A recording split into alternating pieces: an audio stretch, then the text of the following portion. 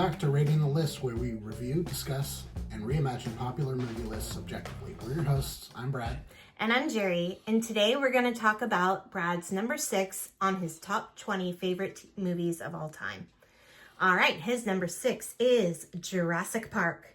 Released in 1993, directed by Steven Spielberg, written by David Koepp, novel and screenplay by Michael Crichton, edited by Michael Kahn, starring Sam Neill, Laura Dern, and Jeff Goldblum.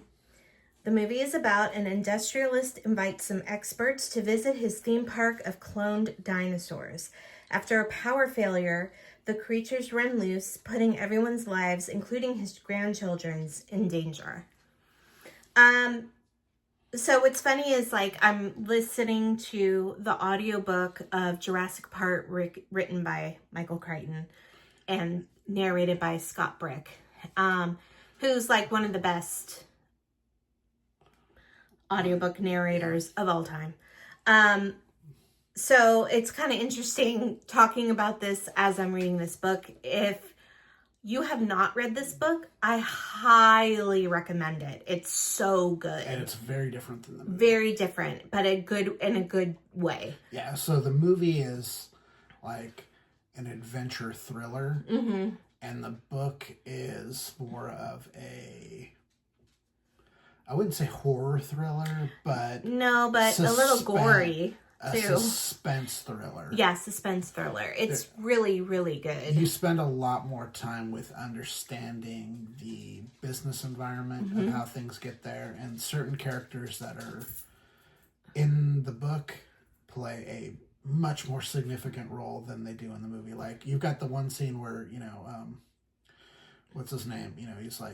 He's getting the can of shaving cream that's going to allow him, basically to cryogenically keep the dinosaur eggs. And the guy, Dodgson, is this huge character in the book. Yeah. He's like hugely important. He's basically he just has like a in and out part in this book. Or in the movie. And then you've got the lawyer, who Steven Spielberg clearly has a thing with lawyers. If you've ever heard about, like they used to call the shark prop Jaws. They used to call him Bruce after Spielberg's lawyer. Wow. So he basically makes the lawyer out to be a real bad guy in the movie. He's not in the book. He's actually a fairly neutral character who does some heroic stuff in the book. Yeah. So it's really interesting.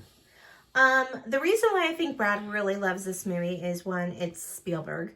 Two, it's very smart. It's science fiction. There's action, suspenseful. I think it kind of crosses all your... It does. And there's dinosaurs, which I think is a big deal. This was like super cutting edge. Well, this was where film changed. Yeah.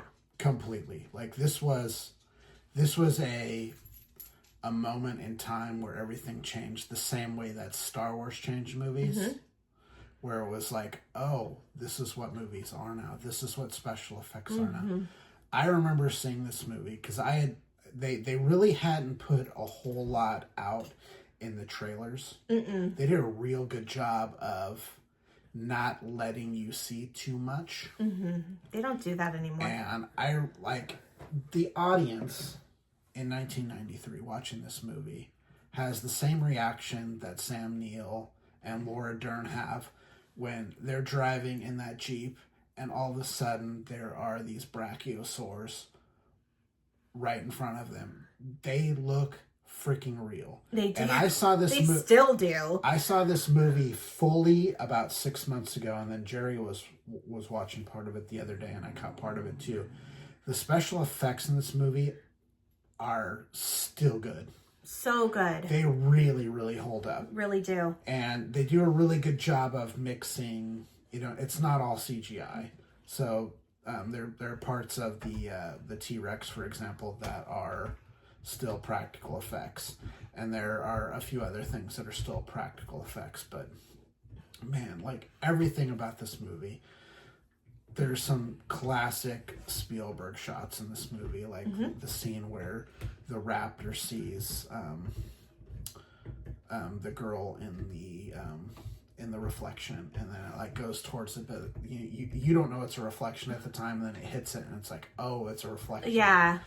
Just stuff like that. There's so many shots like that, or the scene where you're behind it, and it's like, it's just, there's so much. And we were talking about in a previous episode about Francis Ford Coppola's 1974. Steven Spielberg's 1993 might be even more impressive. So Steven Spielberg shoots Schindler's List and Jurassic Park, two movies who couldn't be any more different than each other in the same year, and they are both classics of cinema. These are both great movies. The cool thing I found out in the last year was I didn't realize that George Lucas oversaw all of post-production for Jurassic Park so that Spielberg could finish Schindler's List. Wow. I mean, just the trust to have in someone. But that's the stuff that George is really good at. Yeah. George Lucas is an outstanding editor. He's really good in post. And when you watch this movie, I can see the Lucas influence in the post-production stuff. Also, I think the characters are really interesting. And I mean, the one of the best pieces of casting from a book to a movie is Jeff Goldblum. Oh my God. Ian Malcolm. I mean, you read even if you had never seen the movie Jurassic Park and you had never even heard about it or who this character was, if you were reading the book, you'd be like, oh, who'd be a good Ian Malcolm would be Jeff Goldblum. Yeah, because he's like this sexy, nerdy mathematician guy, Yeah, how do you make that like that? Yeah, and he's just like dropping knowledge about how this is just a bad idea. And he's great. My personal hero in this movie is Timmy. Timmy is the GOAT. He is, because this guy, little kid's been through it. He goes through it. Not only does he go through it, but he's super smart. He's super smart, but he's like getting electrocuted. He's getting chased by a T-Rex and a truck, basically down the. They gotta that whole sequence is pure Spielberg. That sequence with going down, and then he gets electrocuted, and then he's got to him and his sister have to fight off the raptors. Yes. Just really Poor guy. He gets back to the main lobby area and he's just like bloody and tired. And I remember seeing a couple years ago when Bohemian Rhapsody came out, and they're like singing. I'm like, it's Timmy, because he plays one of the guys in Queen. Yeah, and I was like, it's Timmy. It's Timmy. He made it. He made it. Yeah. So that's one of my favorite things. The whole sequence of the Tyrannosaurus Rex chase is one of the best in cinema history. Yeah, there's a really cool, there's this special, I forget what they're called, there's this special effects YouTube channel where they recreate scenes from movies, and they recreate this with miniatures. Oh, cool. It's so awesome. Wow. They do that scene, they do the trench run from Star Wars, and these look good because these are professionals. Wow. They look so damn good. They redo it for cheap too. Well, even the way the Tyrannosaurus Rex looks is it looks real, and the terror on these kids' faces is so real, and even just the subtlety of the T-Rex being near the see-through roof of the car, and he starts breathing, and it's fogging up the window. Or just when they first hear him in the water, you see that. That was apparently one of the hardest shots in the movies, just to figure out how to make the water do that. Yeah. It's like a guitar string in the door. Yeah, that's cool. That's just stuff like that. I love the behind the scenes stuff like that. So it's just an incredible movie. The visual effects are timeless. It's fun. It's scary. Yep. It's suspenseful. It's funny. And they should have never made another one. No. Like, the second one is okay. The third one is okay. And then, like, all these new ones, I don't know. Like Jurassic World? I don't know what they're doing. What is going on? They're just remaking these movies. It's like... It's a cash cow. It's just... It really has become a cash cow. Like Crichton wrote 2 books. He wrote, Jurassic Park, and then he wrote The Lost World. So, a lot of some of the stuff that's in the book shows up in the third movie. Like, like I was telling you, like those scenes that are like, oh, that actually shows up in the third movie and stuff like that. The second book is actually pretty faithful to what is in the movie. And also, the other thing here is, like, the first 2 movies are the ones that are directed by Spielberg, so. Yeah, so makes sense. Third one's okay. Second one's okay. Yeah. But this first one it's an absolute masterpiece. I can watch it anytime. And then it has, an incomparable John Williams score. It's one of his best. It's also pretty interesting because it's like Spielberg is always good for most of his movies. He makes movies that are good for the whole family. And this is one. There's always been like this, like even in Indiana Jones, like you watch this as a kid, it's really interesting and adventure, but there's little scary parts to it too for kids. And I think that's kind of important.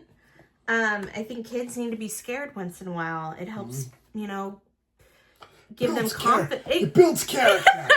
It builds confidence, really, I think. But anyway, but yeah, I mean, this movie is just phenomenal. It's classic. I can still remember seeing this at the Cinedome. And just sitting there and, like, I don't get awed by movies a lot. I've seen so many movies. Yeah. And I was just like, how did they make this look this way? Yeah. I'm like, is this what movies are going to be like now? Yeah. And it really hasn't come to fruition to some extent because they have gotten cheap on a lot of this stuff. There are some uses of CGI look incredible and some look like absolute trash. Yeah, I remember being in the theater seeing this. I saw it with a bunch of my friends. And I remember us talking about Timmy. We're like, oh no, Timmy's going to get electrocuted. So I ranked this movie with an 88.8. Wow. Really high. So it was probably pretty close to being in your top 20? Yes, very close for sure. So, and also I scored it high on rewatchability. I scored it high on standing the test of time. And a couple other ones were really high. Yeah. But yeah, do you have any other comments you want to say? I mean, I think it gets lost how really, truly great this movie is because of all the stuff that's come after it, and not just all these Jurassic Park sequels that have happened, but there's been a bunch of Godzilla movies and a lot of really CGI-driven movies that aren't particularly good. This movie uses CGI to its really full the best way. In the best way to its full potential. Yeah. It's done so well. Yeah. And it was so cutting edge at the time, and it still looks better than a lot of CGI that comes out 30 years later. It's amazing how good this movie is. Yeah, I agree. All right. I think that's it. All right. Let us know what you think about Jurassic Park. Maybe you want to give it a rewatch. You haven't seen it in a while. You should. Again, highly recommend the audiobook. Listen to it. It's phenomenal. If you'd like to let us know what you think of Jurassic Park, please do so in the comments. Please like and subscribe to our channel. If you'd like to talk to us directly, please do so at ratingthelist@gmail.com. But that's it for now. I'm Jerry. Clever girl. And I'm Brad. And we're Rating the List. We'll see you next time. Bye. Bye.